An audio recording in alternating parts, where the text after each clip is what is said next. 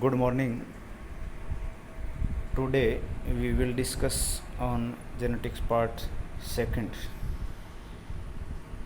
पिछले वीडियो के अंदर अपन ने जेनेटिक्स पार्ट फर्स्ट के अंदर मेंडल, उसका जीवन, उसका परिचय और उसके प्रयोगों और उसकी सफलता और साथ ही अपन ने आनुवंशिकी से संबंधित कुछ टर्म्स के बारे में भी अपन चर्चा की थी। तो इस वीडियो में अपन जेनेटिक्स पार्ट सेकंड के अंदर मेंडल्स लॉज ऑफ इनहेरिटेंस अर्थात मेंडल की वंशागति के नियम या आनुवंशिकता के नियम के बारे में चर्चा करेंगे कि मेंडल्स ने अपने प्रयोगों के द्वारा जो परिणाम प्राप्त किए उनको लॉज या नियमों के अंदर किस प्रकार समराइज किया उसके बारे में चर्चा करेंगे। तो मेंडल्स के जो आनुवंशिकता के नियम है वो आनुवंशिकता के नियम या मेंडल की वंशागति के नियम से जाने जाते हैं। इन्होंने दो नियम दिए थे। पहला नियम था लॉ ऑफ सेग्रीगेशन या पृथक्करण का नियम और law of purity of gametes. दूसरा था लॉ ऑफ इंडिपेंडेंट असॉर्टमेंट, स्वतंत्र अपीवन का नियम।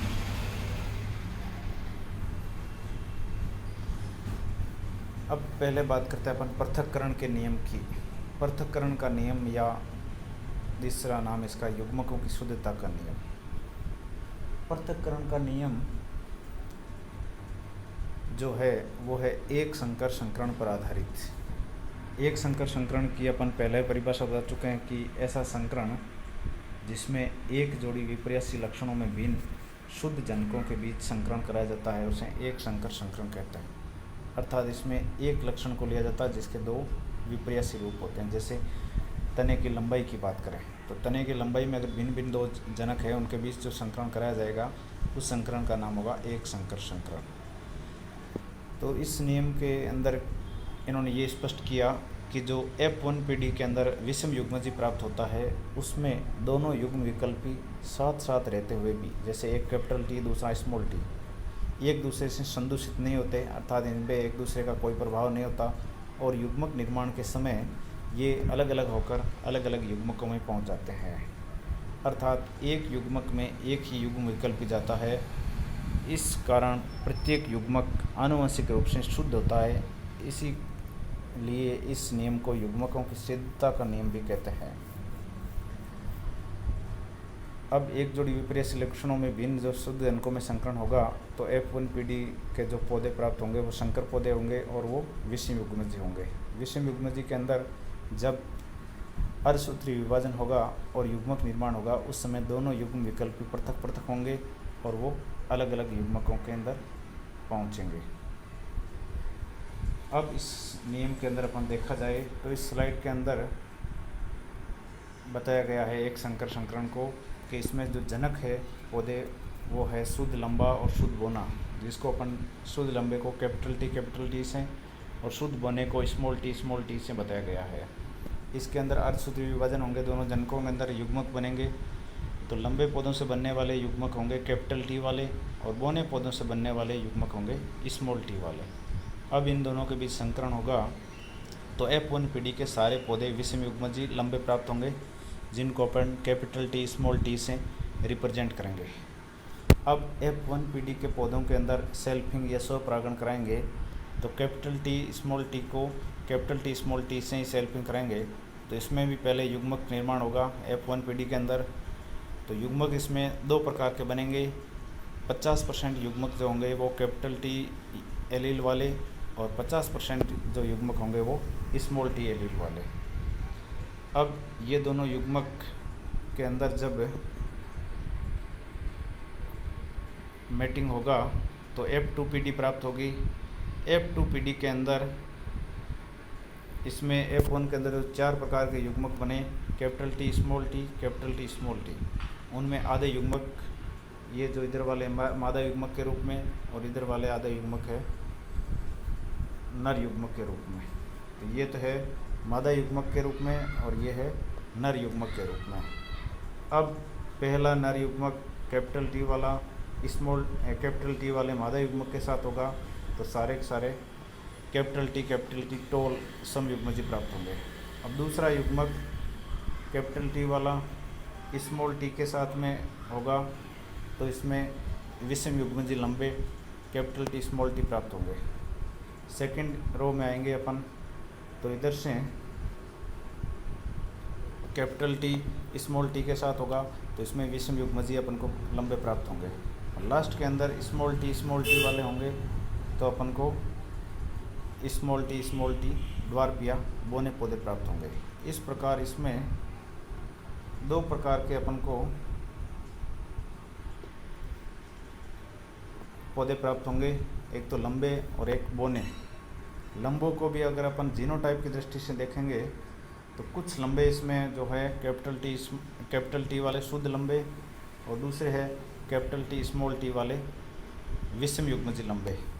तो इस प्रकार अपन को जो इसमें समलक्षण या फिनोटाइपिक रेशियो प्राप्त होगा वो होगा लंबे और बोने का जो अनुपात है वो होगा 3:1 का।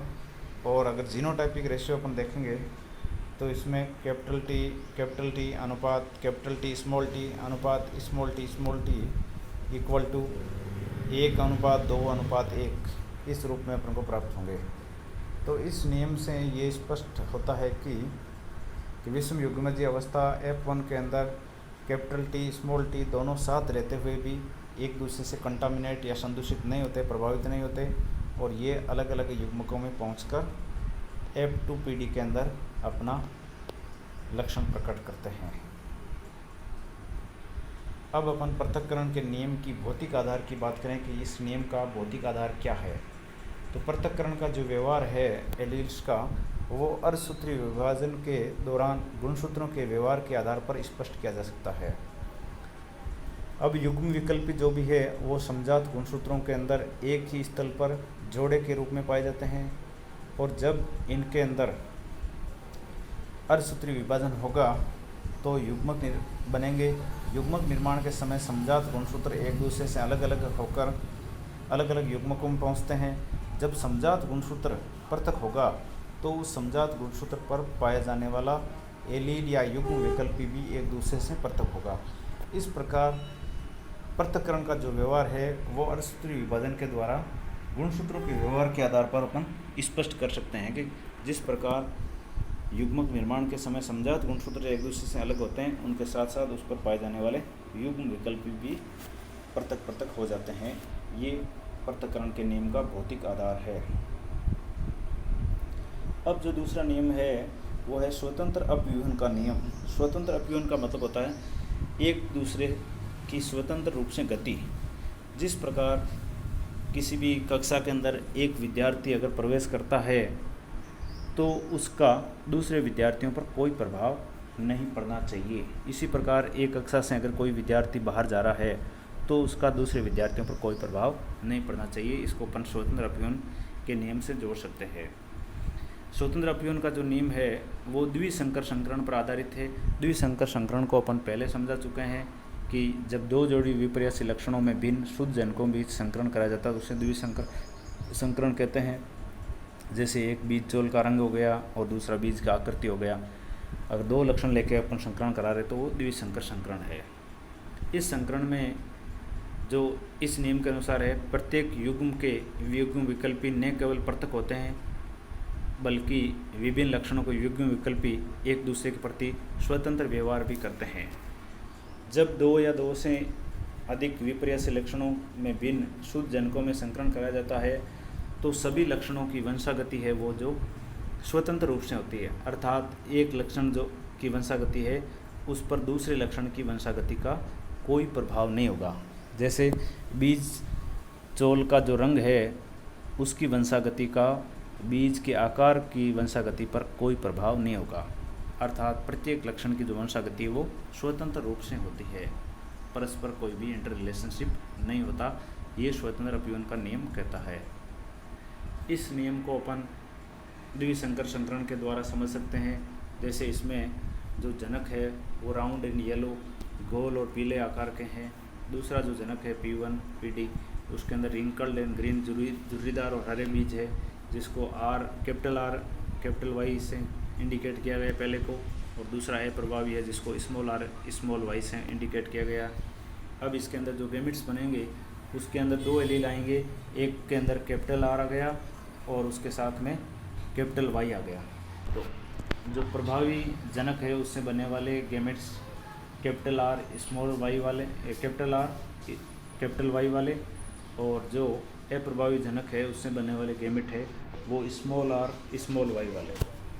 अब जब इनमें मैटिंग होगा तो F1 जो पीढ़ी प्राप्त होगी उसके अंदर सभी प्रभावी लक्षण वाले होंगे, लेकिन उसका जीनोटाइप होगा वो capital R capital Y small Y होगा। अब इनके बीच में जब अपन संकरण कराएंगे तो इनके अंदर जब अर्धसूत्री विभाजन होगा, युग्मक बनेंगे, तो युग्मक इसमें दो प्रकार के बनते हैं। आधे युग्मक होंगे कैपिटल आर कैपिटल वाई वाले पहले जनक से, और दूसरे होंगे कैपिटल आर स्मॉल वाई से। और तीसरे प्रकार के जो युग्मक होंगे वो होंगे स्मॉल आर कैपिटल वाई, और चौथे प्रकार के होंगे स्मॉल आर स्मॉल वाई। अर्थात F2 पीढ़ी के लिए जब अपन F1 पीढ़ी में संकरण कराएंगे तो उससे पहले बनने वाला जो युग्मक होंगे वो 4 प्रकार के होंगे। चारों प्रकारों को वापस मैं बता देता हूँ। इस चार्ट के अंदर सबसे ऊपर लिखा हुआ है capital R capital Y, capital R small R capital Y, small R small Y. अब इन युग्मकों को नर और मादा युग्मकों के रूप में लेने पर पहला जो है, जैसे इसकी बात करें अपन, ये कैपिटल आर कैपिटल वाई है, ये इसके साथ मैटिंग करेगा कैपिटल आर कैपिटल वाई के साथ। तो पहला अपन को कॉम्बिनेशन प्राप्त होगा वो होगा कैपिटल आर कैपिटल वाई, और ये इनका फिनोटाइप होगा गोल पीले। इसी प्रकार जब इसको अपन दूसरे के साथ लेंगे तो इसके अंदर 3 कैपिटल होंगे और चौथा स्मॉल वाई होगा, लेकिन इनका फिनोटाइप गोल पीला होगा। इसी प्रकार अपन हर एक को लेते जाएंगे एक एक करके, तो अपन को इस टाइप से जो जीनोटाइप प्राप्त होगा उसके अंदर अपन को ये देखना है कि अधिकतर इसमें जो पौधे हैं वो प्रभावी लक्षण वाले प्राप्त होंगे और कुछ अप्रभावी लक्षण वाले भी प्राप्त होंगे।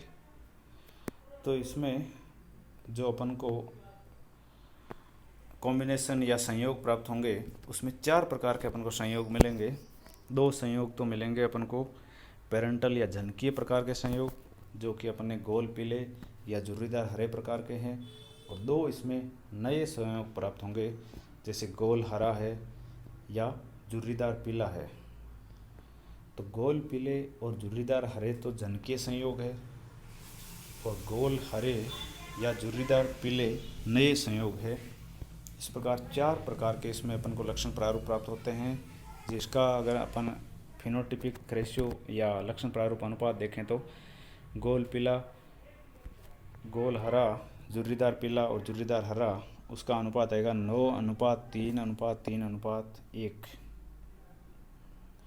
अब जैसे इस नियम के अगर भौतिक आधार की बात करें तो अपन को ये पता होना चाहिए कि जो भी जीन है वो गुणसूत्रों पर उपस्थित होते हैं, और जो युग्म विकल्प ये भी बताए थे वो समजात गुणसूत्रों पर एक स्थल पर उपस्थित होते हैं।